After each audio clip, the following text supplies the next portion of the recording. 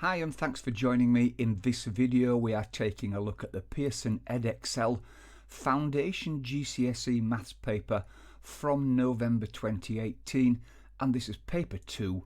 We're going to take a look at each question in turn and solve them. So let's start then with question 1, and it says write down the value of the 4 in the number 542.3. Well, if you're not sure, say the number out to yourself. It's 542.3. So 4 is the 40. And that's your answer. How you write it is up to you. You can put 40 in numbers. You can write 40. That's the best answer. However, if you take a look at the mark scheme for this paper, if you have identified that the 4 is in the tens column, and you write your answer as tens, that is also an acceptable answer. Question 2 asks us to write down a square number that is also an odd number. Let's remember that a square number is a number that results from multiplying a smaller number by itself. So for example, if you were to do 2 squared, that would be 2 times 2, which would equal 4. So 4 is the square number. That's not our answer because, of course, 4 is an even number. The way to do this is to just try some small numbers. The first number you could try is 1. 1 squared, 1 times 1 equals 1. Therefore, in fact, 1 is a square number and it's also an odd number. Another example could be 3 times 3. That equals 9. So 9 is a square number and an odd number. And in fact, if you take 5 times 5, you would get 25. Therefore, any of these are a good answer. Question 3 is in 2 parts. Let's do them both together. 3a is asking us to change 4560 grams into kilograms. Well, for this you need to know the conversion rate. There are 1000 grams in a kilogram. So to convert from grams to kilograms, we have to divide by 1000. Now, dividing by 1000, if we have the decimal point at the end is where it starts. Dividing by 1000 means moving the decimal point 3 places to the left, and we end up with the answer 4.56. There's no need to put the 0 on the end after a decimal point. Part B is change 7.3 meters into millimeters. It's the same conversion rate. There are 1000 millimeters in a meter. Now here we have the decimal point already placed between the 7 and the 3. We are now multiplying by 1000. It therefore has to move 3 places to the left. You're going to fill that in with zeros, so your answer is going to be 7,300. Question 4 asks us to work out the cube root of 64. Well, this is a calculator paper, so you can use your scientific calculator to do this for you. Otherwise, you are looking for a number that multiplies by itself 3 times to make 64. You could simply try some numbers. So for instance, 2 times 2 times 2 would be your first choice. Well, 2 times 2 is 4, times 2 is 8. That is way too low. So maybe you could look at 3 times 3 times 3.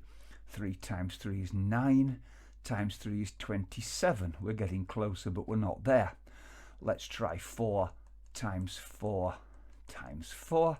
Well, 4 times 4 is 16, and 16 times 4 is 64. So there's your answer. The cubed root of 64 is the number 4. Question 5. Write 0.31 as a fraction.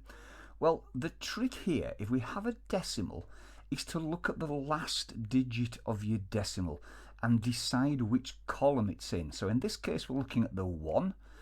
3 is in the tenths column. The 1 is in the hundredths column. Now, because that last digit is in the hundredths, then this fraction is going to have 100 on the bottom line. Hundredths. How many hundredths are there? Well, there are 31. So quite simply, 0.31 is 31 hundredths. You would look to try to simplify this if you can, but as 31 is a prime number, it won't simplify, so that is your final answer.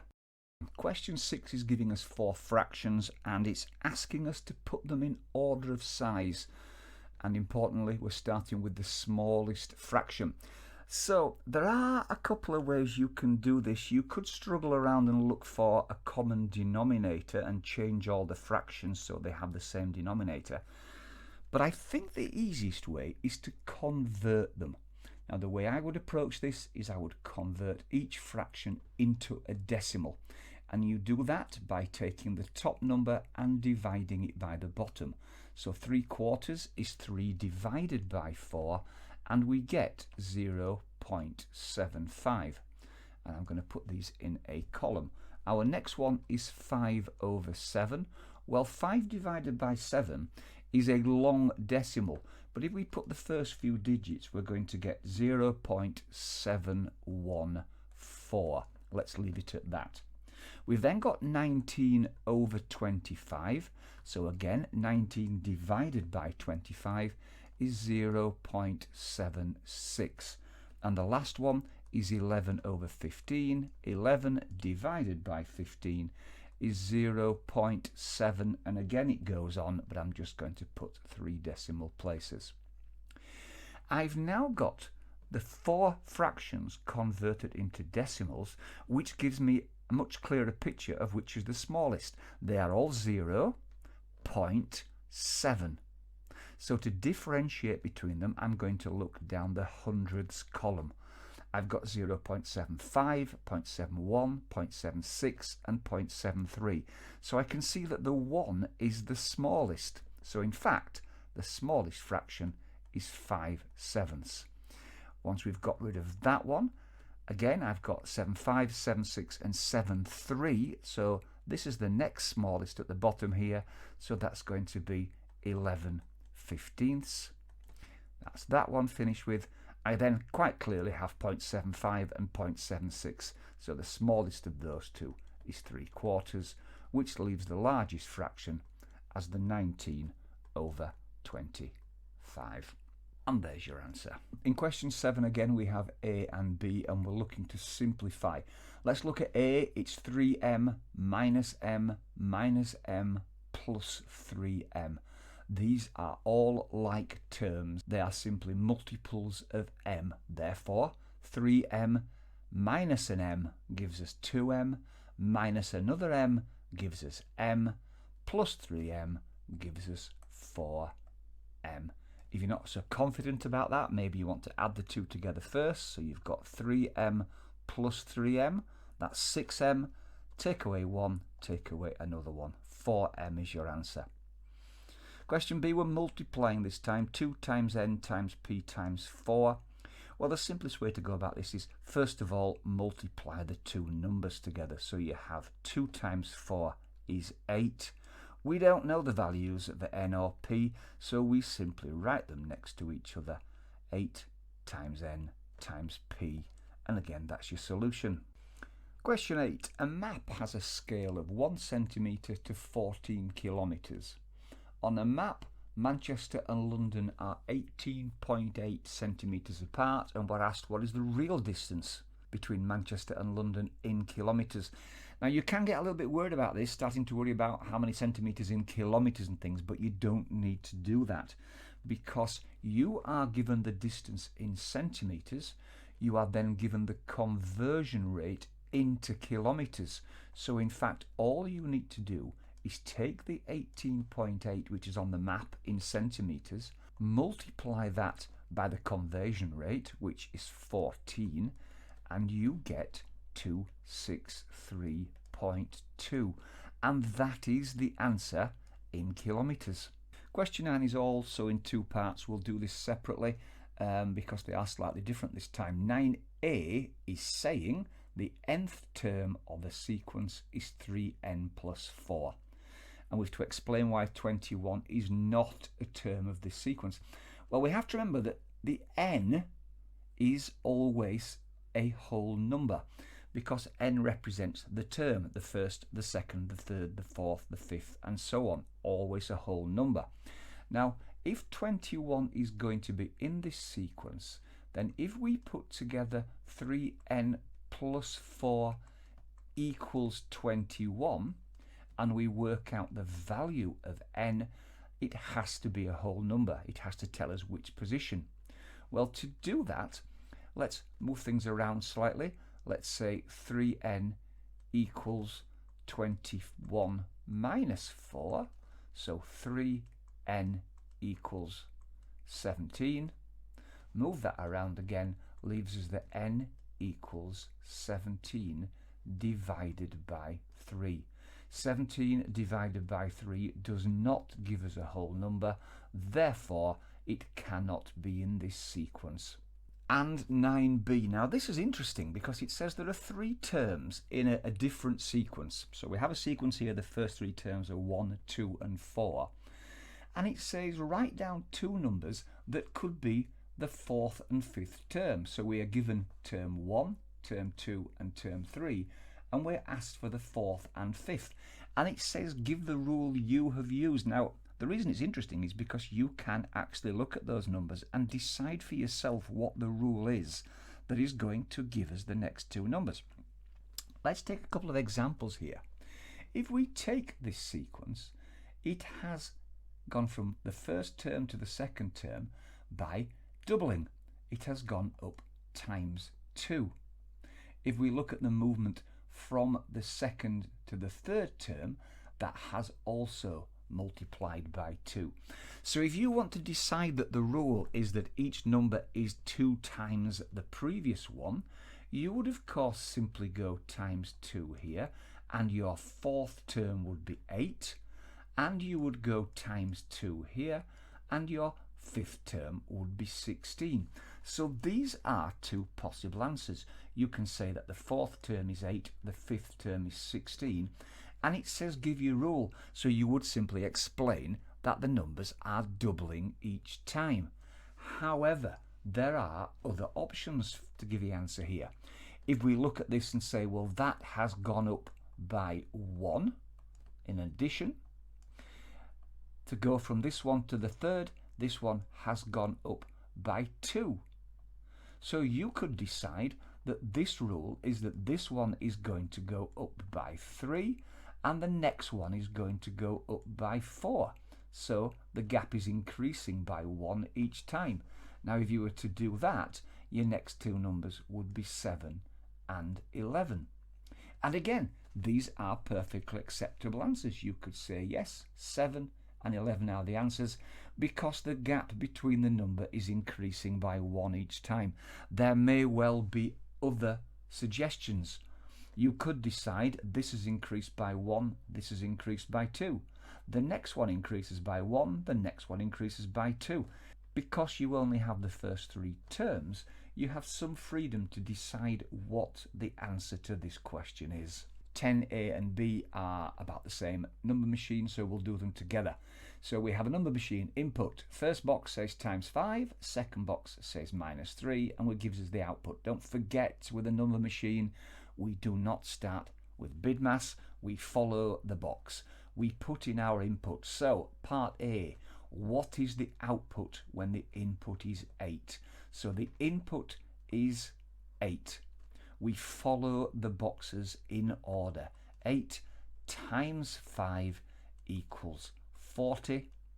We then take the 40 and we subtract the 2, and the answer we're going to get is 38. Now part B, we're being asked to work out the input when the output is 28. In other words, 28 is on the end here and we are working our way back to the beginning. Now in order to do that, we have to perform each of these functions in reverse. So the output is 28.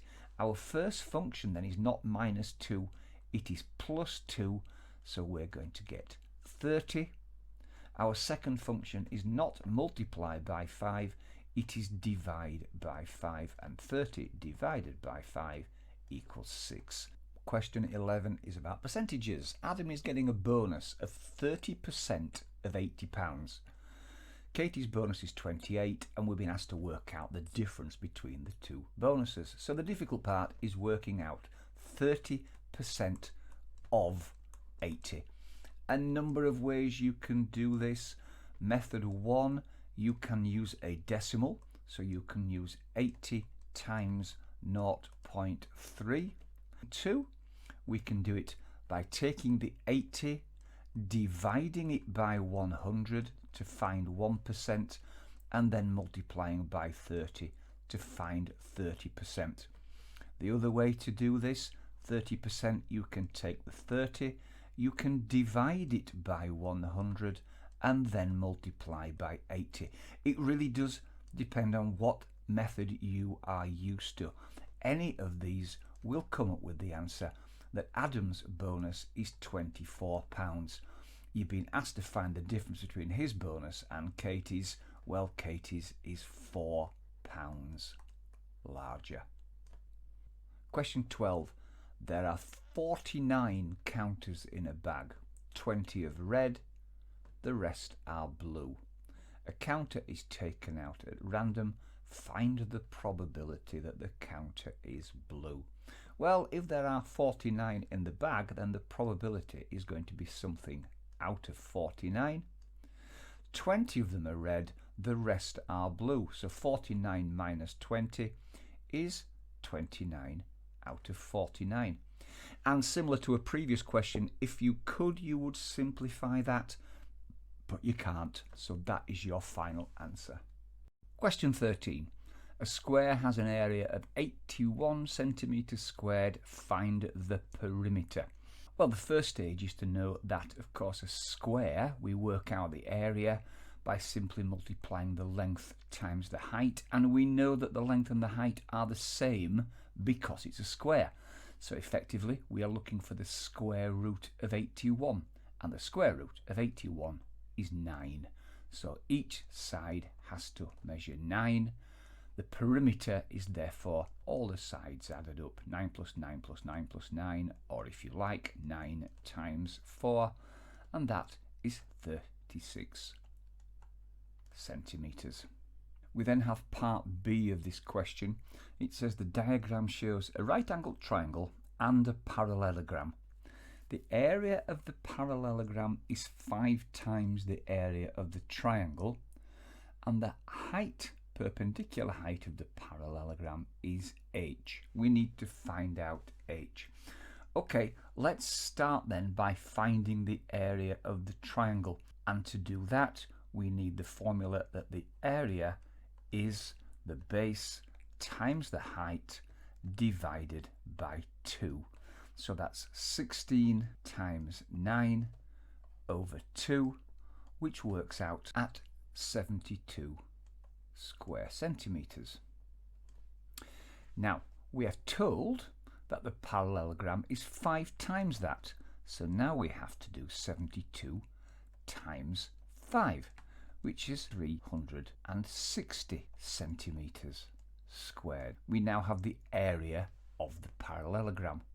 Now, the area of a parallelogram is the base times the height. That's the perpendicular. So if we move this around, we are looking for the height. So the height is going to be the area divided by the base. So that gives us 360 divided by 30, which gives us 12 centimetres. Question 14 is all about probability, and here's part A. Victoria throws an ordinary, fair, 6-sided dice once. She says the probability of getting a 3 is half of the probability of getting a 6. Is she correct?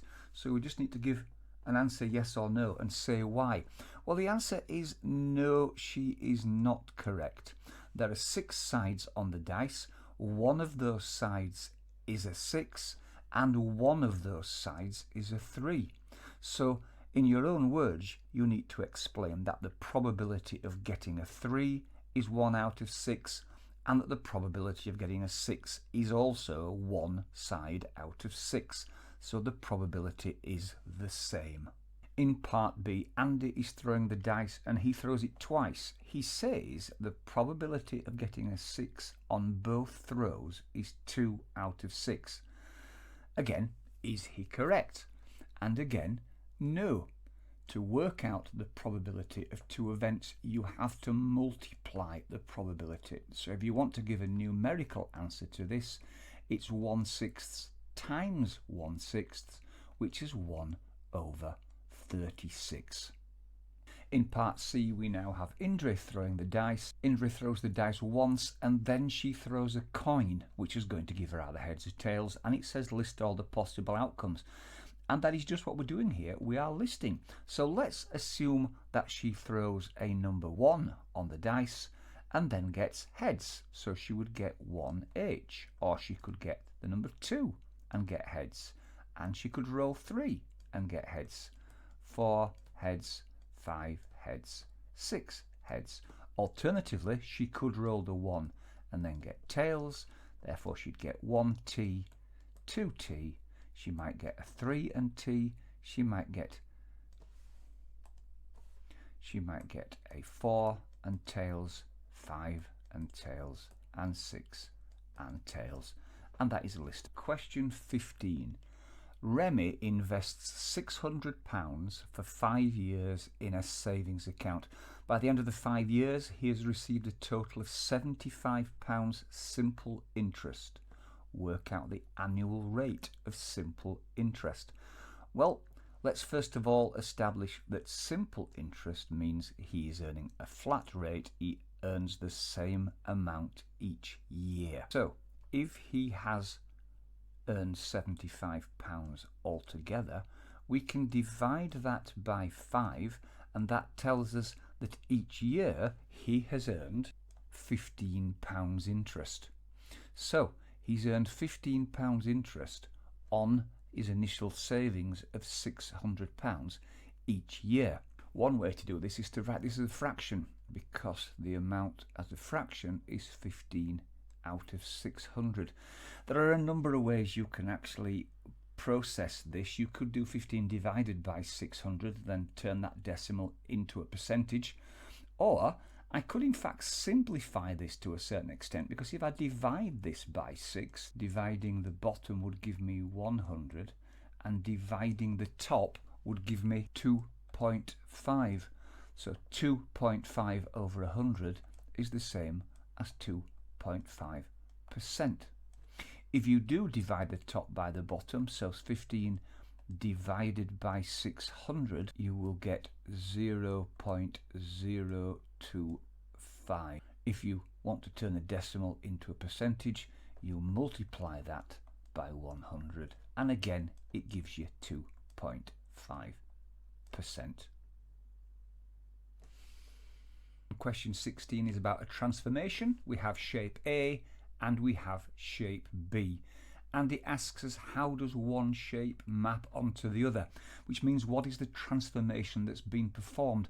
Well, if we take a look at the two shapes, we can see that they are a mirror image of each other, and the place that the mirror would be along the x-axis here.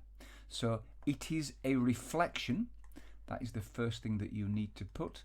This is definitely a reflection, and you can either say that it is a reflection in the x-axis, which of course is the line in between the two shapes here, or you can call it a reflection in y equals 0, because of course the x-axis is y equals 0. And I have to say, this kind of question does sometimes look awful because of all the information, but we just need to be organised. It says Adrian is going to make concrete. Now, to mix the concrete, he's going to use 180 kilograms of cement, 375. It then tells us that we can purchase cement, sand and stone in bags, and it tells us the weight of each bag, so 25 kilograms is a bag of cement, and so on. Now we're told what he already has. So he has 10 bags of cement, and again down the list. We need to work out what bags he needs to buy.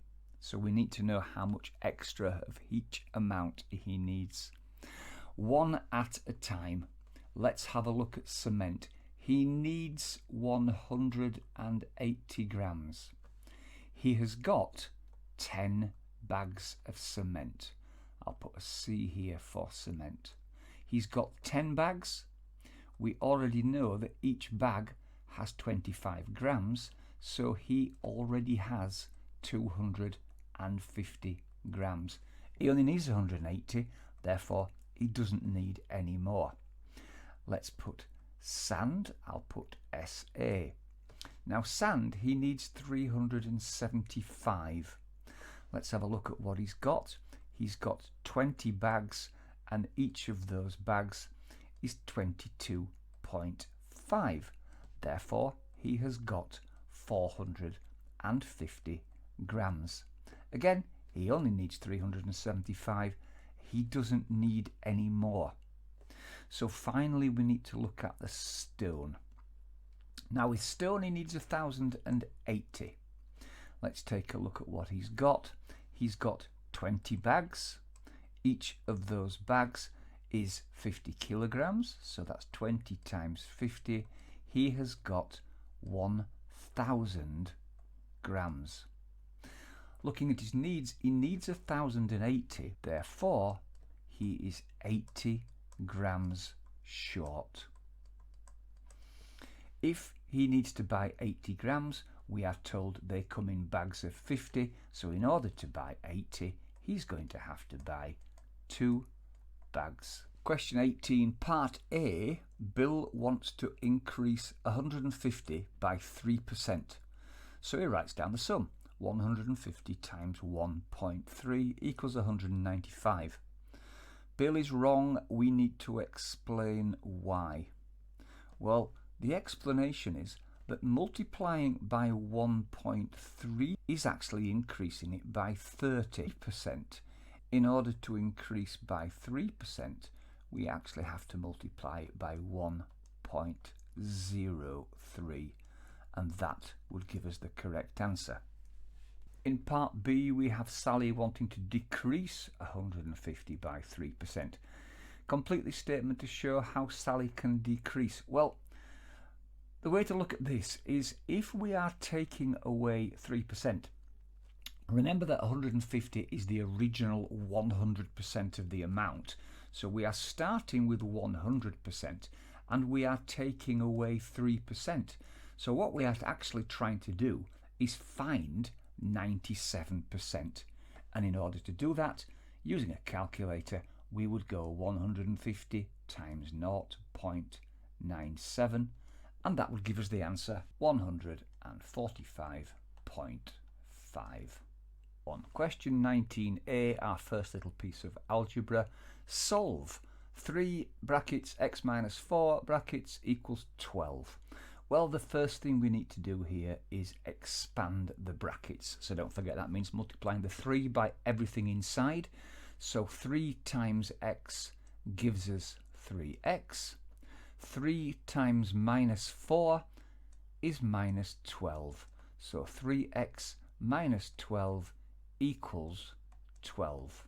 The next stage will be to move the minus 12 to the other side of the equation, and that way we end up with 3x equals 12. It was a minus 12, and moving it to the other side it becomes a plus 12, so therefore 3x equals 24. I'm then going to move the 3 to the other side. It's a multiply at the moment. I move it to the other side, it becomes a divide. So I get x equals 24 divided by 3, and 24 divided by 3 is 8. For 19b we are factorising, and we have to fully factorise 9b minus 3b squared. Well, let's look at what we are taking out of the terms to go outside of the bracket for factorising. We look at the numbers first. We have a 9 and we have a 3. So the highest common factor of those two is a 3. So we can take that away. We then have a b and a b squared. Again, the highest common factor there would be b. So we are taking 3b out of the bracket. What do we need to put back in to make it go back to the original? Well, 3b to 9b we would have to multiply by 3. From 3b to 3b squared we would have to multiply by minus b. So we are left with 3 minus b in the bracket. If you're not sure of your answer, you can always multiply back out again. 3b times 3 would be 9b, and 3b times minus b would be minus 3b squared, which is where we started, so our answer is correct. Moving on to question 20, and we have a Venn diagram. We are told the universe, the whole diagram, contains all the even numbers between 1 and 25. Now personally, I would write those down. So within this entire diagram, we have the numbers 2, 4, 6, 8, 10, 12, 14, 16, 18, 20, 22, 22, and 24. Now, we are told that in A there are these numbers, in B there are these numbers, and in C. And we're told to complete the Venn diagram. Let's have a look at the numbers. The first number we need to cross off our list is number 2. That is in circle A. It isn't in either of the other two circles, so it has to be in this area here. 2 is in circle A, but not in the others. Let's have a look at 4. 4 isn't in any of the circles, so it's going to have to be outside the circles, but within the universe. Number 6. 6 only appears in circle B, so I'm going to put 6 in circle B. 8. 8 is in A, 8 is in B, and 8 is in C. It has to appear in all 3 circles. Therefore, it's going to go in the centre where the 3 circles overlap. Then we've got number 10. 10 just appears in circle A, so that's another number to go into A. 12. 12 is not in any of the circles. It's going to go on the outside here alongside 4. We have number 14. 14 is also in A and not in either of the others, so 14 has to appear here. Number 16. 16 is not in any of the circles, it's on the outside. Number 18 is in circle C, so 18 is in circle C but not in the other 2 circles, so it's just in the area for C. 20 is in B and C, it's not in A, so we need to look where do B and C overlap but don't include A. It's got to be in this part here, so 20 goes here. 22 is just in circle C, it's not in the others, so it's going to be down here. And 24 is not in any of the circles, so again it's on the outside of the circles but in the universe. And with that we have completed the Venn diagram. We then move on to part B of the question, which is asking us to find the probability that the number is a member of, and then we have A and the symbol for intersect B. So we are looking for the area where A intersects with B, and that area that we are looking for is, as accurately as I can draw it, this area here where A and B overlap. There is only one number in there, so that probability has to be 1 out of something, and in fact it is 1 out of the total number of numbers. So we have 1, 2, 3, 4, 5, 6, 7, 8, 9, 10, 11, 12 numbers. Therefore the probability is 1 out of 12. Question 21, and we have a scatter graph. Sean has information about the height in centimetres, we have a scale here, and the weight in kilograms of each of 10 rugby players. He is asked to draw a scatter graph and a line of best fit. This is his answer. All the points that he's plotted are accurate, but we are asked to find 2 things that are wrong with this answer. Well, again, this needs to be in your own words, but if you look usually with a question like this, the scale is often wrong. Let's have a look. This one's going 85, 90, 95, 100, 105. Okay, that's all right. Now this one goes 140, 160, 170. So in fact, from this point to this one large square, this is going up 20, and the next one only goes up 10. You can't do that. A scale has to be linear. So explain that the scale for height is not linear. This would therefore distort the results. The second issue we've got is this line of best fit. He has assumed that he has to go from the bottom left corner up to the top right. The idea for drawing a line of best fit is to find a line that kind of goes through the center of the pattern, that tries to tell you whether or not there is a trend. So you need to go as close to as many of the points as you can, and I would suggest a line of best fit for this particular graph is probably one that's going somewhere through the center here. It certainly isn't the one that he's drawn, so the line of best fit is in the wrong place. There are other things you can comment on that, strictly speaking, both these scales should really be starting at 0 rather than 85 or 140, again to give you a less distorted image. Also, there is no title. Any of these really can be picked up as faults with the diagram. Question 22 tells us that BEG is a triangle, that's in the center of the picture, and ABC and DEF are parallel lines, and we have to work out the angle of X. So we're going to apply some of the angle laws, and we need to explain those laws as we go along. I suspect we're going to need the angles of the other 2 points of the triangle in order to work out X. So let's see what we do know. Let's have a look at this angle at the bottom of the triangle here. I'm going to call this Y. Now if we look, we can see DEF is a straight line. So the angles here, 110 and 25 and Y, are all angles on a straight line.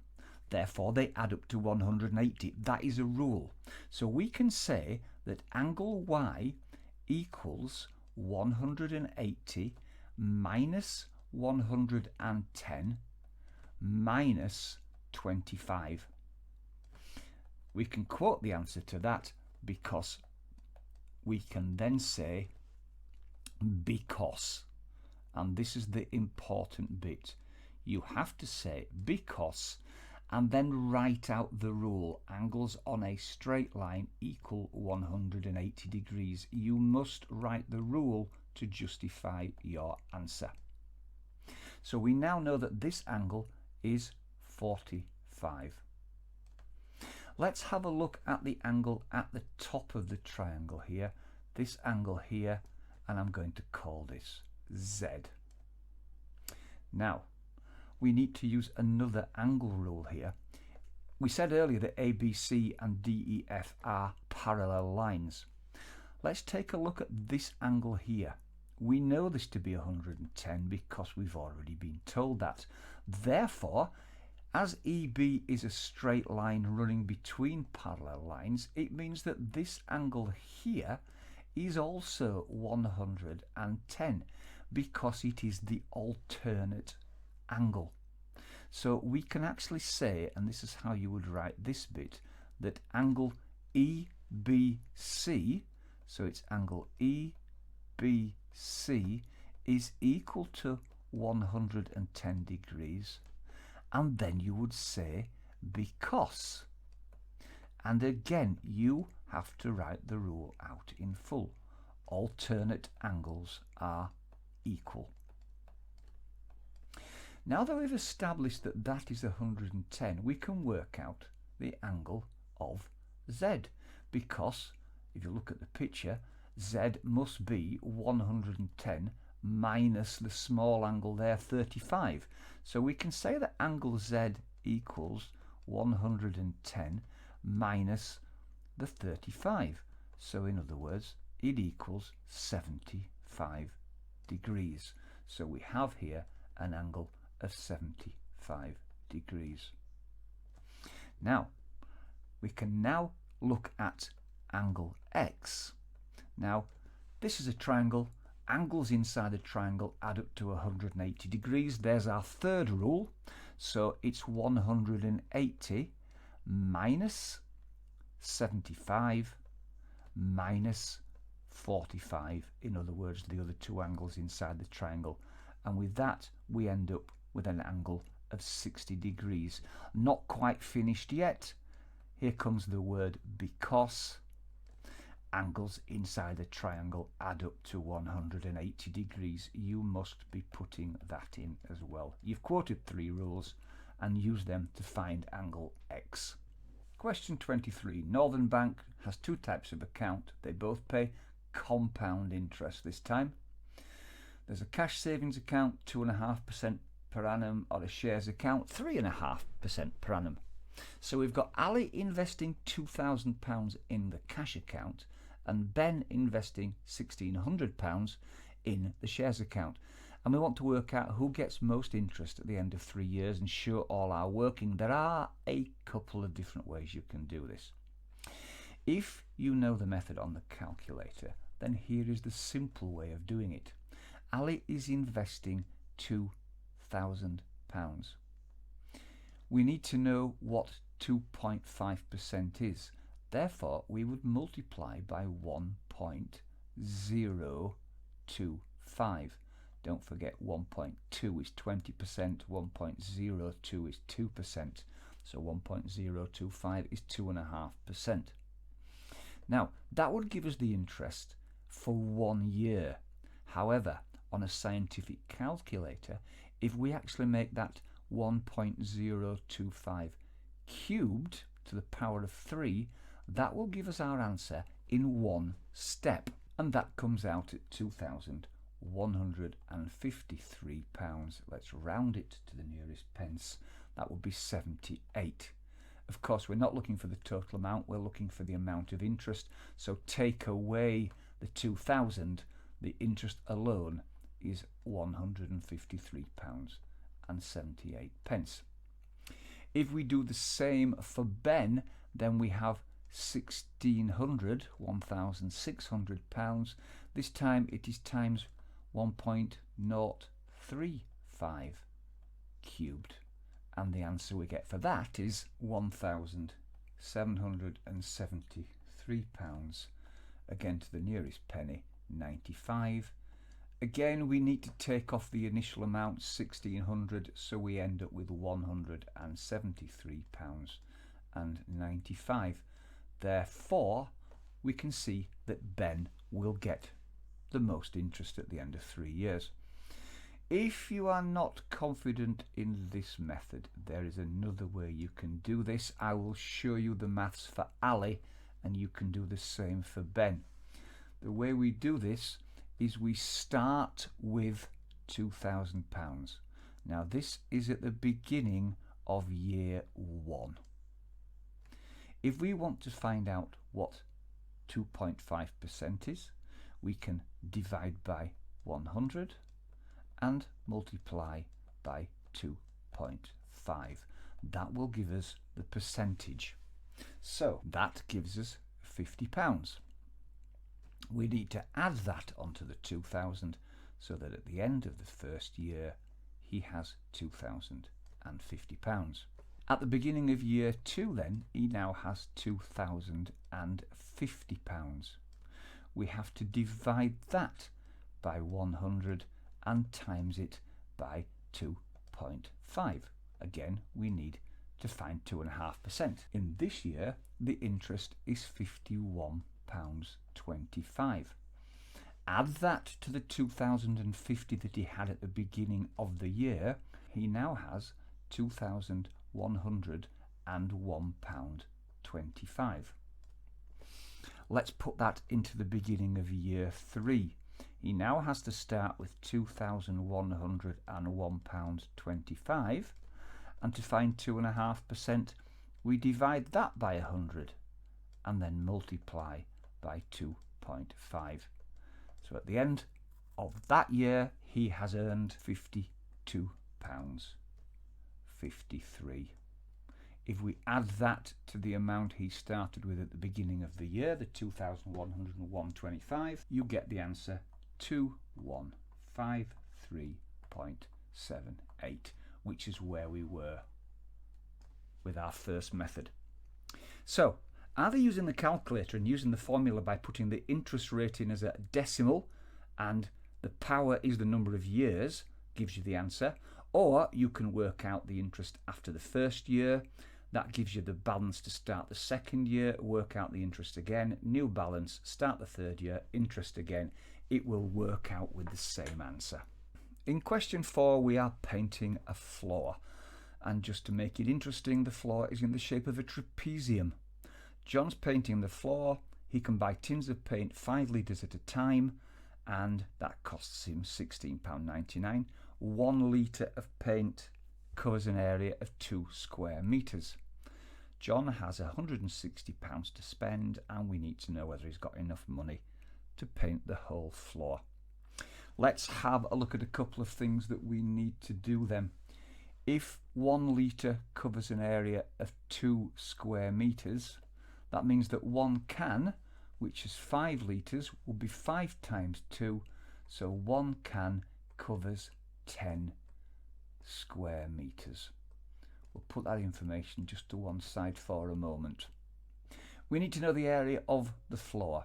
Well, the area of a trapezium is calculated by adding the top and the bottom together, 10 plus 16, and dividing by 2. In other words, we are finding the average width. Once we do that, we then multiply that by the height, which is 7.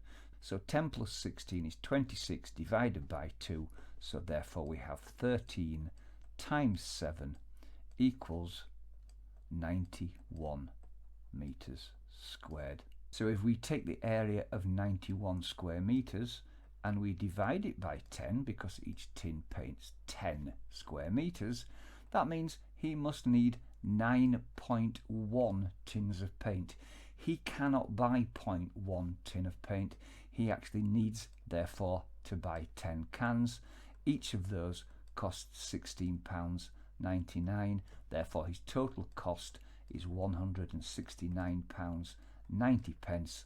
He only has £160. Therefore, no, he doesn't have enough. Question 25. A is a point with coordinates 5, 9, and B has got coordinates D, 15.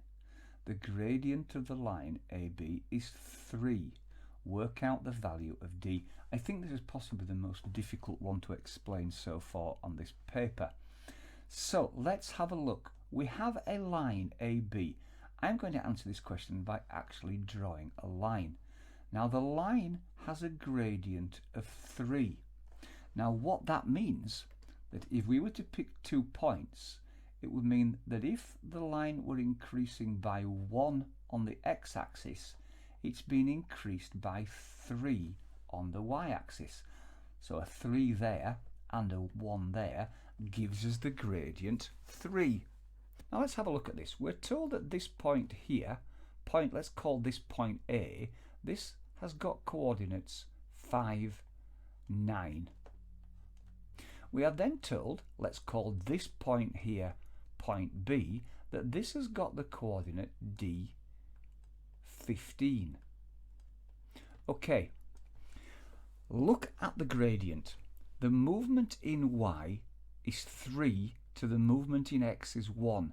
Let's actually have a look at the movement of y. It has gone from 9 up to 15. Therefore, it has gone up 6.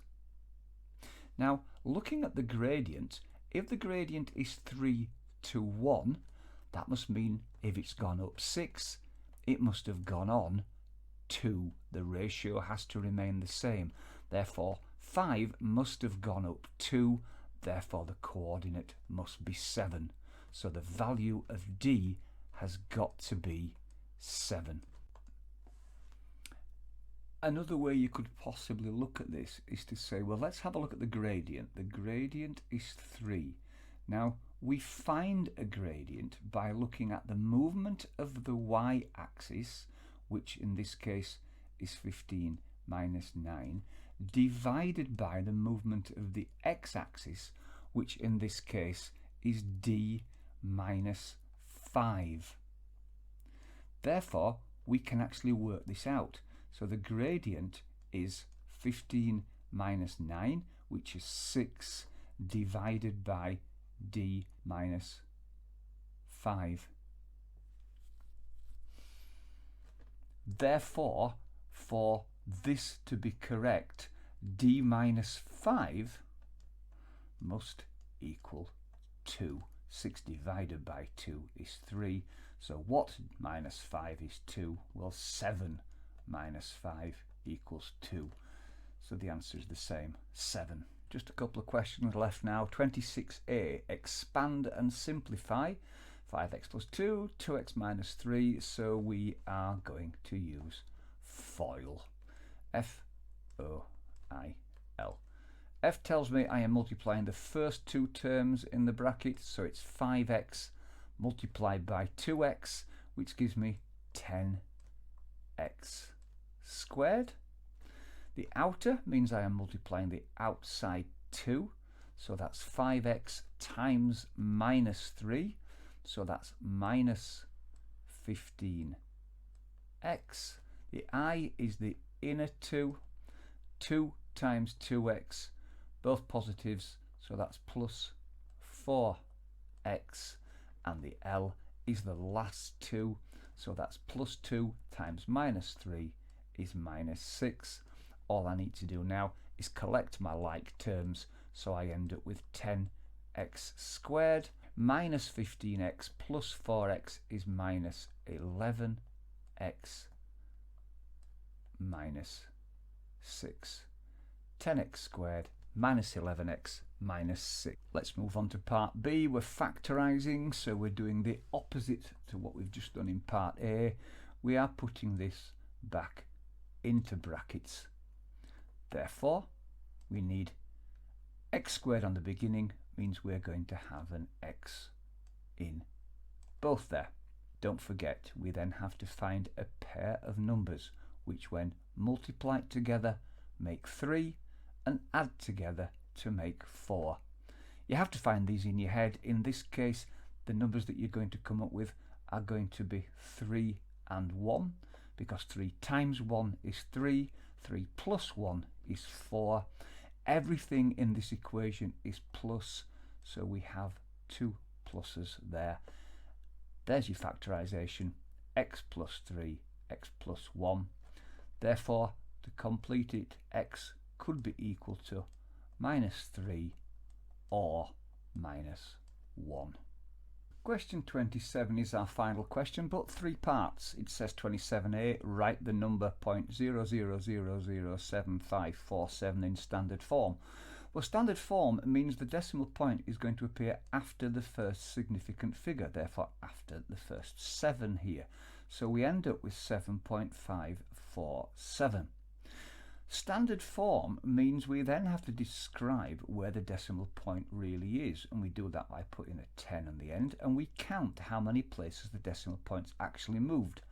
It has gone 1, 2, 3, 4, 5 places, so the power is going to be a 5. Now, looking at this, the decimal point from the 7 is going to the left to create the original number. It's making the number a lot smaller, therefore it is 10 to the minus 5. Second is write 3.42 times 10 to the 4 as an ordinary number. Again, we've got 3, 4, 2, they stay the same. It's a plus 4, therefore it's making the number bigger. The decimal point is moving 4 places, so it's moving from where it was originally between the 3 and the 4. It's going 1, 2, 3, 4 places. Therefore, we need 2 noughts to fill the gap. So 34,200 is your answer. Now this looks horrendous as part C. It's our very final question. 2.3 times 10 to the 4 times 6.7 times 10 to the 3 divided by 5 times 10 to the minus 8. There is a more simple way to do this. First of all, work out the numbers here. So what you're going to do is 2.3 times 6.7 and then divide that by 5, and the answer you will get is 3.082. Now we can't ignore the powers, of course, but if we use the rules of indices, we have 10 to the 4 times 10 to the 3. So that is 10 to the 7 over 10 to the minus 8. Now when we are dividing, we take away the indices. So it's 7 take away minus 8. When we are taking away a minus, we are adding. So it's 10 to the power of 15. And that's what we put on here, times 10 to the 15. You could try working all these out. You end up with 2, 3 and lots of noughts, 6, 7 lots of noughts, and a minus 8, so 0.0005, and working all that out, very difficult. Better in my mind, work out the numbers and then work out the powers using the rule. The answer is the same. And that's the end of that paper. Hope it was of use to you. If it was, please do subscribe to my channel and hit the notification button so you'll hear of any new videos. Thank you.